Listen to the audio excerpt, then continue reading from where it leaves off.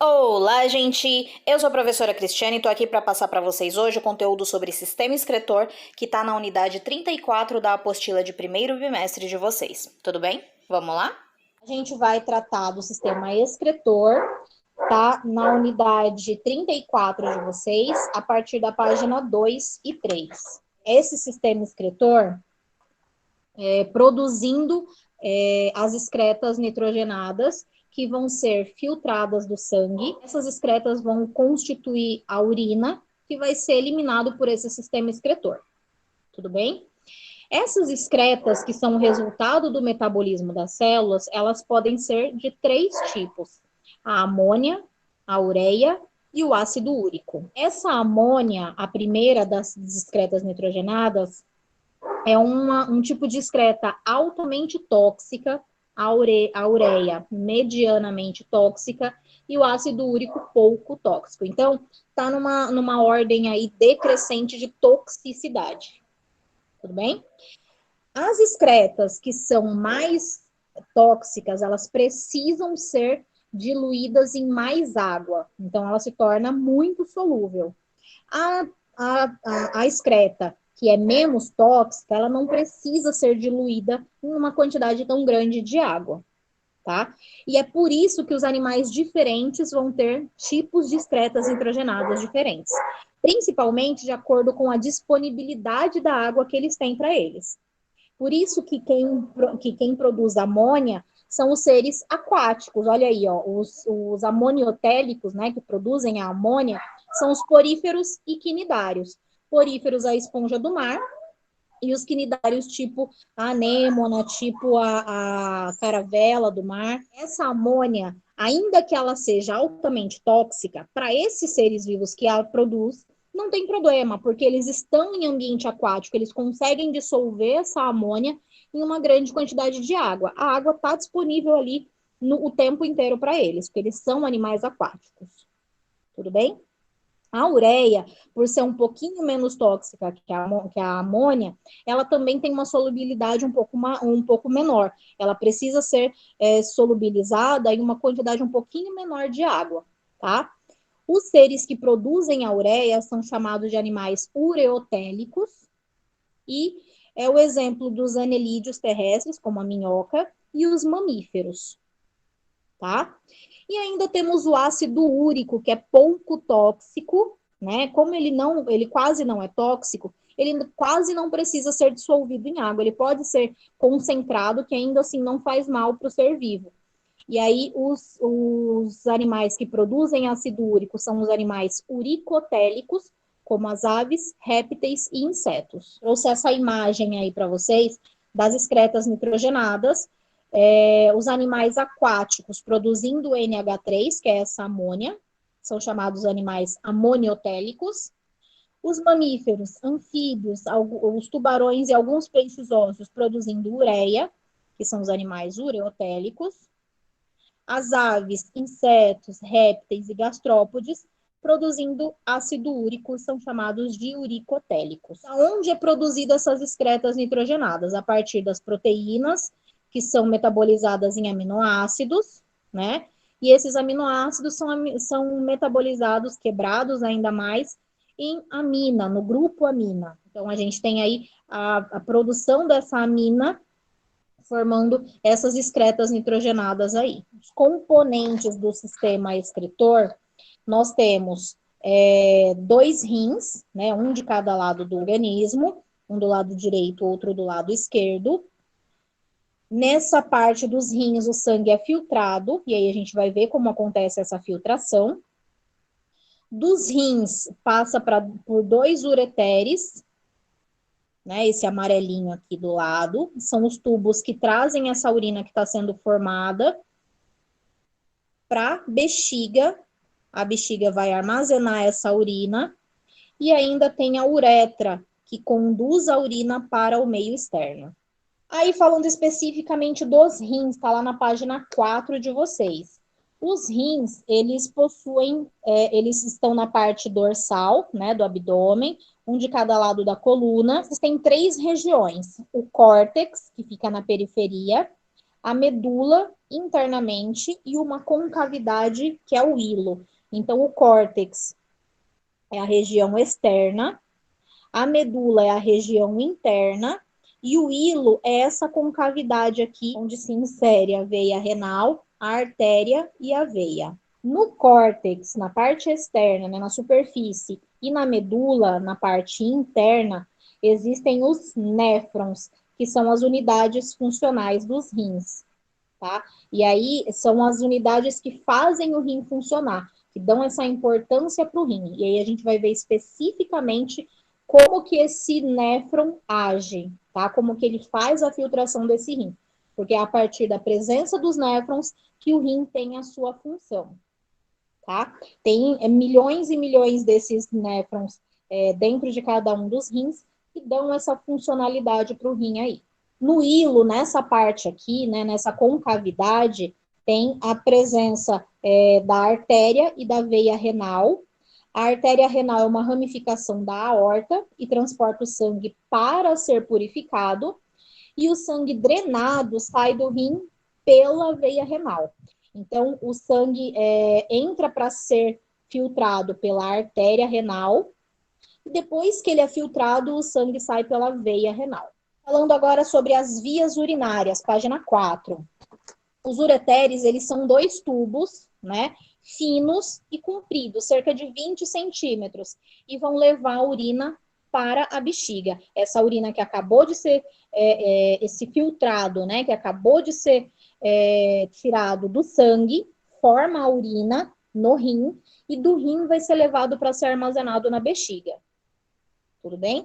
A bexiga, então, ela vai armazenar por um certo tempo, né? Até porque ela tem um limite. Na mulher, esse limite é menor do que no homem, até porque na mulher, a mulher ainda precisa anatomicamente abrigar o útero, os ovários, a tuba uterina. Então, anatomicamente falando, os órgãos acabam sendo um pouco menores para poder abrigar todos. E ainda tem a uretra, né, que vai da bexiga para fora do corpo. Então, é um tubo que conduz a urina da bexiga para o meio externo. No homem, também serve para secreção seminal. E no homem, essa uretra vai acabar sendo maior do que mais comprida do que na mulher, porque a uretra percorre todo o percurso do pênis, né? Então, a gente tem aqui, ó, a posição e a presença desses órgãos aí, né? Os dois rins na mulher, isso aqui é a glândula suprarrenal, também chamada de adrenal, né? Também está presente no homem. Percebam que a posição é um pouquinho diferente no homem. Aqui a gente tem os ureteres, né? O ureter aqui. A bexiga no homem, ela é um pouquinho maior, não dá para ver tanto nessa imagem, porque também está mostrando a estrutura óssea. Mas é essa parte aqui, ó, da mulher tá aqui, mais para baixo, né? E a uretra da mulher acaba sendo menor do que no homem, porque no homem percorre toda a extensão do pênis. Os néfrons, os dois rins, né, contém cerca de 2,5 milhões de néfrons quase. Cada um desses néfrons, ele vai começar a sua ação por uma cápsula de Bowman, tá? É uma cápsula renal, uma cápsula, então, entendam como uma estruturinha que vai abrigar o emaranhadinho de vasos sanguíneos aqui no meio. Tá? Então, a cápsula de Bowman, vocês vão ver que é como se fosse um Czinho assim. Tem o formato de cálice, por onde penetra uma arteríola aferente. Dentro dessa cápsula, essa arteríola vai se ramificar, vai formar um emaranhado chamado glomérulo de Malpighi, e dali vai sair uma outra arteríola que vai ser chamada de arteríola eferente e vai sair do glomérulo, tá? A cápsula de Bowman, ela está ligada a um longo túbulo contorcido, que é chamado túbulo proximal, tá? Túbulo contorcido proximal. É um tubo bem fininho, por isso túbulo, tá? Ele é contorcido, por isso contorcido, e proximal, porque ele está próximo da cápsula de Bowman, tá? Dali, do túbulo contorcido proximal, vai passar por uma estrutura no formato de U para baixo, que é a alça de Henle, também chamado de alça néfrica. E dali o filtrado vai passar pelo túbulo contorcido distal. Túbulo, porque é pequenininho, porque é fininho, contorcido, porque ele é todo envergadinho, e distal, porque está distante da cápsula de Bowman, tá? Os túbulos contorcidos distais de vários néfrons vão desembocar no túbulo coletor, que vai coletar esse filtrado, né? E dali vai chegar para o ureter. Desses túbulos, esses ductos coletores, eles vão desembocar no ureter, que vai conduzir aquele filtrado para formar a urina e ser armazenada na bexiga. Tudo bem? Então, só para a gente poder ter uma primeira visão, eu trouxe essa imagem aqui para vocês, para ilustrar o que eu acabei de falar. Então, olha só, a gente tem aqui a presença dessa cápsula de Bowman. Lembra que eu falei? Vai ser como se fosse um Czinho, né? Ele tá aqui assim, esse Czinho, né? Como se fosse um cálice também. Aqui é a estrutura do néfron, em amarelinho, tá? Tudo que tá em amarelinho é a parte do néfron. O vermelhinho vai trazer o sangue para ser filtrado e o azulzinho vai levar o sangue que já foi filtrado, tá? Então, esse vermelhinho e azulzinho são vasinhos sanguíneos. O vermelhinho trazendo o sangue para ser filtrado, o azulzinho levando o sangue que já foi filtrado, tá? Como que acontece? Começa por aqui, ó. Começa pela cápsula de Bowman. Esses vasinhos aqui, ó, que estão trazendo o sangue, eles começam a se ramificar, ficam bem fininhos, a parede desse vasinho fica bem fininha e a pressão do sangue ali dentro está muito grande. Então, acaba que essa pressão faz com que o sangue extravase para fora desse vasinho e seja coletado esse sangue para ser filtrado aqui pela cápsula de Bowman, tá? Então, tem aqui esse emaranhadinho com o sangue correndo com bastante pressão. Então, aquele sangue vai extravasar pela parede desse vasinho e esse sangue vai ser coletado pela cápsula de Bowman, tá? Nesse momento, vai ficar as excretas nessa cápsula e o restante do sangue vai voltar para o vasinho. Por isso que esses vasinhos, eles percorrem todo esse túbulo contorcido proximal. Lembra que eu falei? Túbulo contorcido, porque ele é todo contorcido? Né? Ele é bem fininho, essa estrutura aqui é microscópica, a gente está desse tamanho, mas ela é microscópica dentro de cada rim. É uma estrutura que só dá para ver no microscópio, tá? Então, assim, o resto do sangue vai voltar para o vasinho a partir dessa estrutura aqui, ó. Né? Por isso que ele está percorrendo e se enrolando em todo o túbulo contorcido, proximal, alça de Henle e o distal também, para poder pegar o sangue de volta, né? Que já foi filtrado.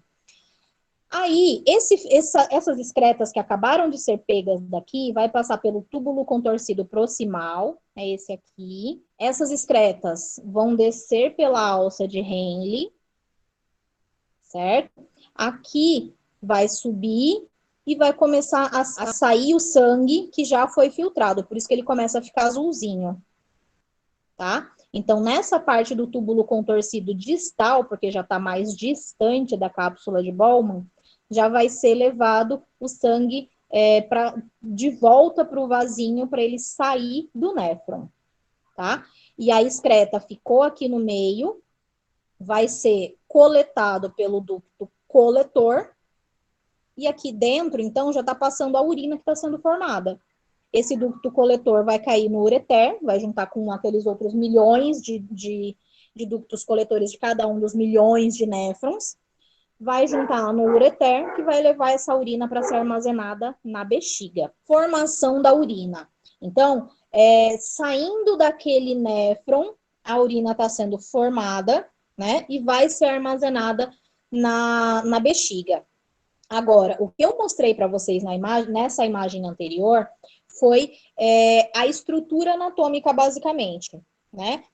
Onde que acontece. Agora, o que eu vou falar é onde que acontece cada parte da formação da urina. A formação da urina, ela é composta de 3 etapas: a filtração glomerular, a reabsorção tubular e a secreção tubular.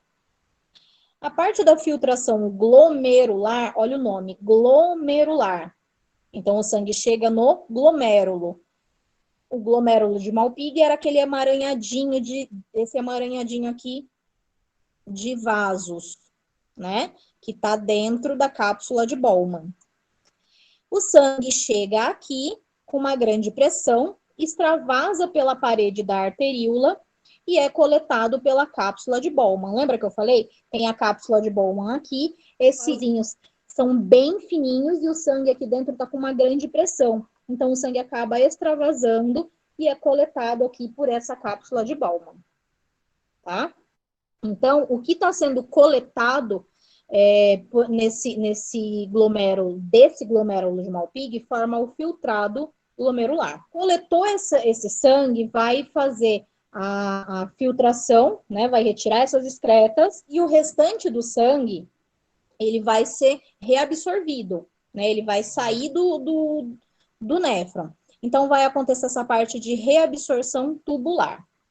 O filtrado, né, o que acabou de ser tirado do sangue, vai fluir pelos túbulos, é aquele túbulo contorcido proximal, a alça de Henle e o túbulo contorcido distal, e vai chegar no ducto coletor. Aí, nessa parte, as substâncias dissolvidas na água são reabsorvidas e o restante forma a urina. E a última parte da formação da urina é a secreção tubular, que vai adicionar materiais ao filtrados para serem secretados. Então, na reabsorção tubular, está tirando o máximo de água possível para concentrar essa urina. E na secreção tubular, está adicionando materiais para serem secretados, tá? Livrando o corpo das excretas e controlando o pH do sangue. Acontece que os seres terrestres, eles precisam de estratégias para economizar o máximo de água possível. Uma das formas de economizar água é essa parte de reabsorção tubular, tá? Então, tá levando essas excretas para formar o filtrado glomerular. Esse filtrado tem bastante água, então depois vai ser reabsorvido o máximo de água possível para concentrar aquelas excretas ali.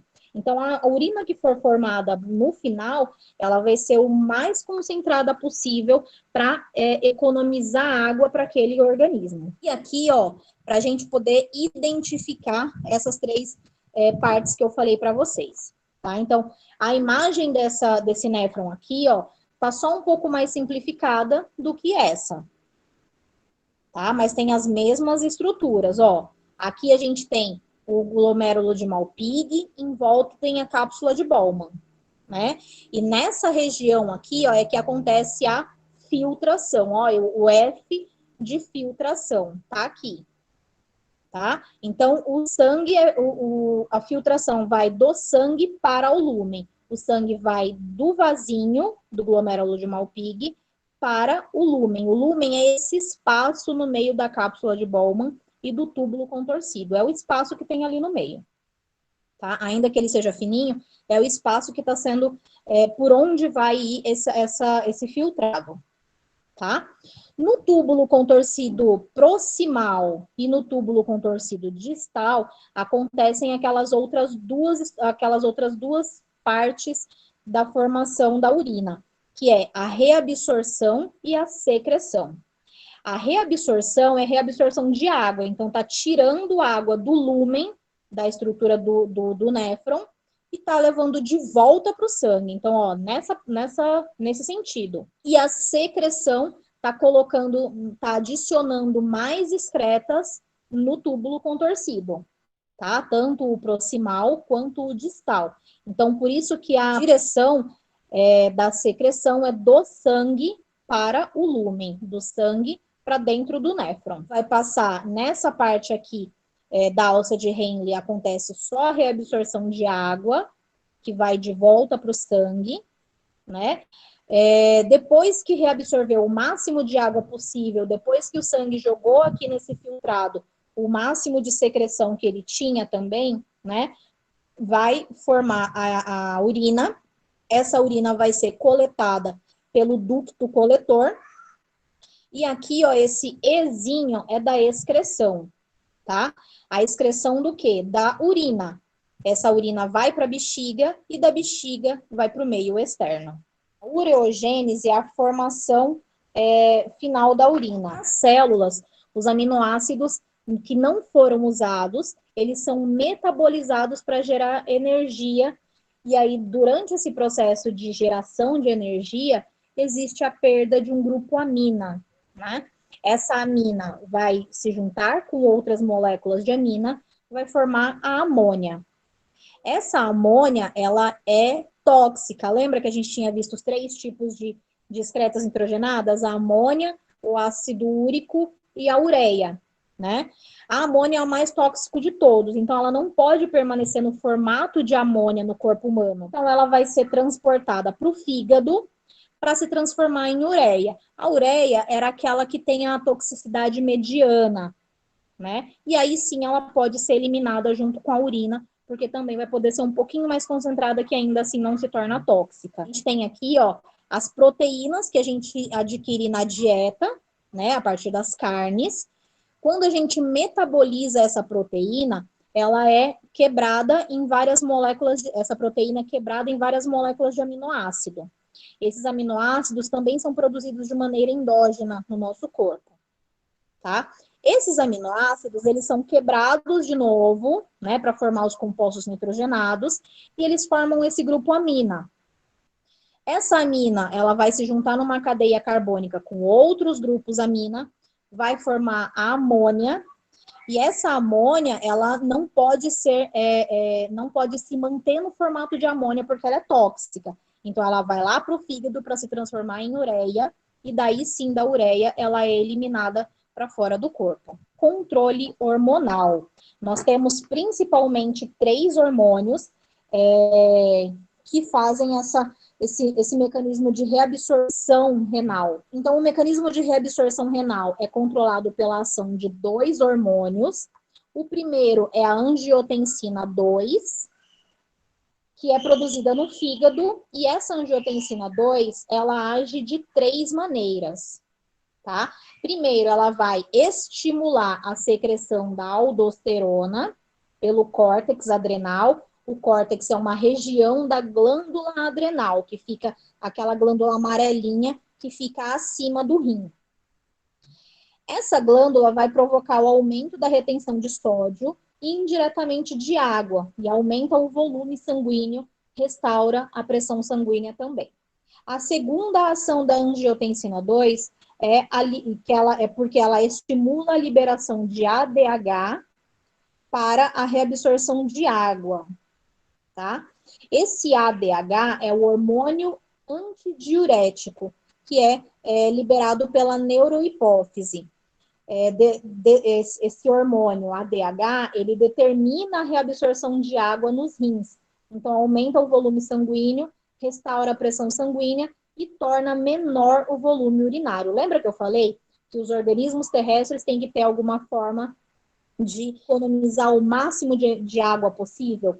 Uma das formas é esse hormônio ADH, que vai absorver o máximo de água possível dessa urina para concentrar mais essa urina e reter água para o organismo usar. A terceira forma que ela atua é estimulando o centro de sede no hipotálamo, para aumentar a ingestão de água e provocar o aumento do volume sanguíneo, certo? É importante que nós tenhamos um grande volume sanguíneo porque ele está passando pelo corpo inteirinho. O segundo hormônio é o peptídeo natriurético atrial, chamado de PNA. Ele é secretado pelas células dos átrios do coração, por isso atrial. Ele determina a maior perda de sódio, esse Na+ aqui, e diminui e provoca a diminuição da pressão sanguínea. As bebidas alcoólicas, elas costumam elevar o volume de urina, porque o álcool que tem nessas bebidas alcoólicas, ela bloqueia a liberação do ADH. O ADH, ele não funciona para absorver o máximo de água possível, né? E aí concentra a urina. Se esse ADH, ele não está funcionando, ele está sendo bloqueado pelo nível de álcool, né, que está no sangue, então essa ação dele não vai acontecer. Então não vai absorver o máximo de água possível, essa água vai continuar sendo liberada. Por isso que as pessoas que têm que bebem demais, elas têm como sintoma, digamos assim, essa eliminação de urina maior do que o normal e uma sensação de sede maior do que o normal, porque o bloqueio do ADH vai também estimular o centro de sede no hipotálamo. Tem ainda, por último, o outro hormônio que age no controle hidrossalino, que é a aldosterona, tá? É um hormônio que produzido pelas glândulas suprarrenais, tem por função aumentar a reabsorção ativa de sódio nos túbulos renais e a eliminação de potássio, possibilitando a maior retenção de água no organismo. Lembra que eu falei? Todas as estratégias que o organismo tem para absorver o máximo de água e concentrar a urina que vai ser eliminada. E então é isso, gente. Eu espero que vocês tenham compreendido a aula de hoje. Vou pedir para vocês passarem o link desse vídeo para quem vocês sabem que não estavam presentes na aula. Eu espero que vocês tenham gostado. Até a próxima e valeu!